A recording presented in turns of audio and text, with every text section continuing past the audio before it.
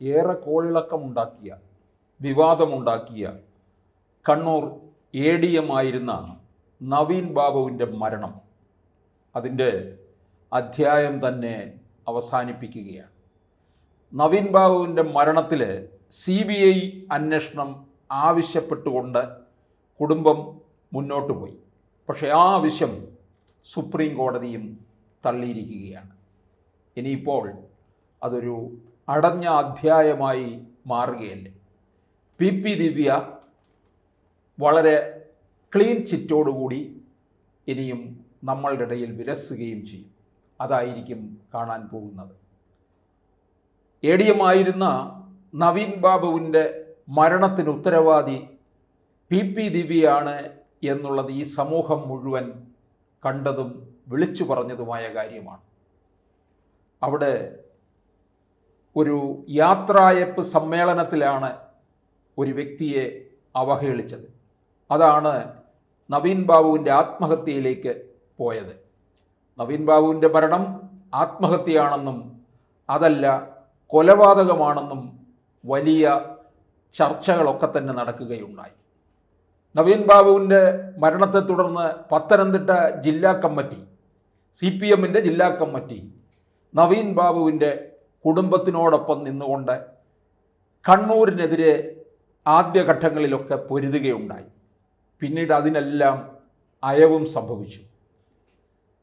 നവീൻ ബാബു പത്തനംതിട്ട ജില്ലയിലെ മലയാലപ്പുഴ സ്വദേശിയാണല്ലോ. പരമ്പരാഗതമായിട്ട് കമ്മ്യൂണിസ്റ്റ് കുടുംബത്തിൽ വരുന്ന നവീൻ ബാബു പാർട്ടിയുടെ കണ്ണൂരിൻ്റെ ഒരു ധാർഷ്ട്യത്തിൻ്റെ പിടിയിലായിപ്പോയി നവീൻ ബാബു. അതാണ് അവിടെ സംഭവിച്ചത്. അത് രാഷ്ട്രീയ കോലാഹലമുണ്ടാക്കുകയും വലിയ വാദപ്രതിവാദത്തിലേക്ക് കടക്കുകയും ചെയ്തു. PP ദിവ്യയുടെ ജില്ലാ പ്രസിഡന്റ് സ്ഥാനം തന്നെ തെറിക്കുകയും ചെയ്തു. പക്ഷേ PP ദിവ്യയെ പോലുള്ള ഒരു CPMൻ്റെ പ്രഗത്ഭയെ അവർക്ക് സംരക്ഷിക്കാൻ അറിയാം. അതുകൊണ്ട് തന്നെ ജില്ലാ പ്രസിഡന്റ് പദവിയിൽ നിന്ന് രാജിവെച്ചു എന്നുള്ളത് കൊണ്ട് PP ദിവ്യയുടെ രാഷ്ട്രീയ ജീവിതം അവസാനിക്കുന്നില്ല. ഇപ്പോഴും പൂർവാധികം ശക്തിയോടുകൂടി തന്നെ മുമ്പോട്ട് പോവുകയാണ്. ഇനിയും PP ദിവ്യ നമുക്ക് കാണാൻ കഴിയുന്നത് 2026 നിയമസഭാ തെരഞ്ഞെടുപ്പിൽ കാണാൻ കഴിയും. കല്യാശ്ശേരി നിയമസഭാ മണ്ഡലത്തിൽ നിന്ന് PP ദിവ്യ ജയിച്ച് നിയമസഭയിലെത്തുന്നതും കാണാം. കല്യാശ്ശേരി ആകുമ്പോൾ CPMൻ്റെ സുരക്ഷിത മണ്ഡലമാണ്. ഏത് കുറ്റിച്ചൂലിനെ നിർത്തിയാലും വിജയം ഉറപ്പായിട്ടുള്ള ഒരു മണ്ഡലം. അവിടെ തന്നെ ആയിരിക്കും PP ദിവ്യയെ നിർത്തുക. ഭാവിയിലൊരു വീണ ജോർജോ അല്ലെങ്കിൽ PK ശ്രീമതിയോ ഒക്കെയായി തീർക്കും PP ദിവ്യയെ. അത്തരത്തിലുള്ള രീതിയിലാണ് PP ദിവ്യ CPM രാഷ്ട്രീയത്തിനകത്ത് നിലയുറപ്പിച്ചിട്ടുള്ളത്. എന്തായാലും ഒരു ജീവിതം തകർത്തെറിഞ്ഞ PP ദിവ്യ രാഷ്ട്രീയത്തിൽ ഇപ്പോഴും വിലസുന്നു, അതും CPMൻ്റെ രാഷ്ട്രീയത്തിൽ വിലസുന്നു എന്നുള്ളതാണ് ഏറെ ദുഃഖകരമായിട്ടുള്ള കാര്യം. അതിന് ജനങ്ങൾ അംഗീകരിക്കുമോ ഇല്ലയോ എന്നുള്ളതാണ് നമുക്ക് അറിയേണ്ടത്. നവീൻ ബാബുവിൻ്റെ ഭാര്യ ഇനിയും നിയമപരമായിട്ടുള്ള മറ്റു വഴികളിലേക്ക് പോകും എന്നാണ് പറയുന്നത്.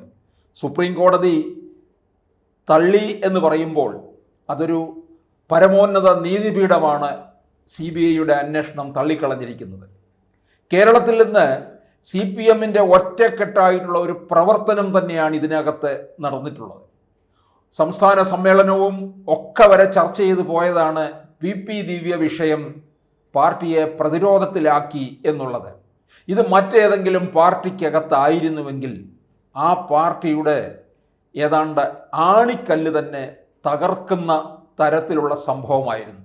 പക്ഷേ CPMനെ സംബന്ധിച്ചിടത്തോളം അതൊരിക്കലും അവരെ പിടിച്ചുലച്ചില്ല എന്നുള്ളതാണ്. അങ്ങനെ ആയിരുന്നുവെങ്കിൽ TP ചന്ദ്രശേഖരൻ വധക്കേസ് തന്നെ, TP ചന്ദ്രശേഖരൻ്റെ ആ കേസ് ഇപ്പോഴും നിൽക്കുന്നുണ്ട്. അതിൻ്റെ പ്രതികളെല്ലാം തന്നെ ജയിലിലാണെങ്കിലും പുറത്ത് സുഖജീവിതം നയിക്കുന്നവരുമാണ്. TP ചന്ദ്രശേഖരനെ കൊന്ന പാർട്ടി, അങ്ങനെയുള്ള പാർട്ടിക്ക് പി ദിവ്യയുടെ വിഷയം വളരെ സുഖകരമായിട്ട് തന്നെ കൈകാര്യം ചെയ്യാൻ അറിയാം എന്നുള്ളതാണ്. നവീൻ ബാബുവിൻ്റെ മരണം ആത്മഹത്യയല്ല എന്നും അത് കൊലപാതകമാണ് എന്നുള്ള രീതിയിൽ തന്നെയാണ് ആദ്യ സമയത്ത് കാര്യങ്ങൾ മുമ്പോട്ട് പോയത്. പക്ഷേ അന്വേഷണമെല്ലാം പിണറായിയുടെ പോലീസായിരുന്നുവല്ലോ. വേണ്ട തരത്തിലുള്ള അന്വേഷണം നടന്നിട്ടില്ല. CCTV ദൃശ്യങ്ങൾ പലയിടത്തു നിന്നും ശേഖരിച്ചിട്ടില്ല. പലരുടെയും ഫോൺ കോളുകൾ പരിശോധിക്കേണ്ടതുണ്ട്. അതൊന്നും തന്നെ പരിശോധിച്ചിട്ടില്ല. നവീൻ ബാബുവിൻ്റെ ഡ്രൈവറുടെയോ അല്ലെന്നുണ്ടെങ്കിൽ നവീൻ ബാബു യാത്രയപ്പ് കഴിഞ്ഞ് പോയപ്പോൾ ഇറങ്ങിയ അവിടുത്തെ CCTV ദൃശ്യങ്ങളോ കയറിയ ഓട്ടോ അദ്ദേഹത്തെയോ ഇക്കാര്യത്തിനകത്ത് ചോദ്യം ചെയ്യാനായിട്ട് കേരള പോലീസിന് കഴിഞ്ഞിട്ടില്ല എന്നുള്ളതാണ്. അതുപോലെ തന്നെ റെയിൽവേ സ്റ്റേഷനിലെത്തി എന്ന് പറയുമ്പോൾ റെയിൽവേ സ്റ്റേഷനിൽ നിന്നുള്ള CCTV ദൃശ്യങ്ങളും കണ്ടെത്താനായിട്ട് കേരള പോലീസിന് കഴിഞ്ഞിട്ടില്ല എന്നുള്ളതാണ്. കണ്ടെത്താൻ കഴിഞ്ഞിട്ടില്ല എന്ന് പറഞ്ഞാൽ അത് വേണ്ട എന്ന് തന്നെ തീർച്ചപ്പെടുത്തിയതാണ്. കാരണം ഇതൊക്കെ അന്വേഷണത്തെ മറ്റൊരു തലത്തിലേക്ക് കൂട്ടിക്കൊണ്ടു പോകുന്നതാണ് എന്ന് നന്നായിട്ട് അറിയാം. അതുകൊണ്ട് തന്നെയാണ് ഇതൊന്നും തന്നെ ഈ ദൃശ്യങ്ങളൊന്നും തന്നെ ശേഖരിക്കേണ്ട എന്നുള്ള കേരള പോലീസിൻ്റെ തീർച്ചപ്പെടുത്തൽ. അതെല്ലാം പി ദിവ്യയ്ക്ക് അനുകൂലമായിട്ടുള്ള സാഹചര്യത്തിലേക്കാണ് കാര്യങ്ങൾ കൊണ്ടുപോയത്. അതുപോലെ നവീൻ ബാബുവിൻ്റെ മരണം ആത്മഹത്യയാണ് എന്നും സ്ഥാപിച്ചെടുക്കുകയായിരുന്നു ലക്ഷ്യം. അതുതന്നെയാണ് ഇവർക്ക് നേടാനും കഴിഞ്ഞിട്ടുള്ളത്. ഒരു തെരഞ്ഞെടുപ്പിനെയും ഇത്തരത്തിലുള്ള വിഷയങ്ങൾ ബാധിക്കില്ല എന്ന് CPM ഏതാണ്ട് ഉറപ്പ് വരുത്തിയിരിക്കുകയാണ്. CPMനെ സംബന്ധിച്ചിടത്തോളം ഇതിലും വലിയ പ്രശ്നങ്ങൾ നേരിടേണ്ടി വന്നവരാണ്. അതിനെയെല്ലാം തങ്ങൾ തരണം ചെയ്യും എന്നുള്ള രീതിയിലാണ് ആ കേഡർ പാർട്ടി പ്രവർത്തിക്കുന്നത്. അതുകൊണ്ട് തന്നെ ഇവിടെ ഇപ്പോൾ നവീൻ ബാബുവിൻ്റെ മരണം അത് CBI അന്വേഷിക്കണം എന്നുള്ള ആവശ്യം സുപ്രീം കോടതി തള്ളുമ്പോൾ ഇനിയും മഞ്ജുഷയ്ക്ക്, അതായത് നവീൻ ബാബുവിൻ്റെ ഭാര്യയ്ക്കും മക്കൾക്കും ഇനിയും തുണ അവർ മാത്രമേ ആകുന്നുള്ളൂ എന്നതാണ്.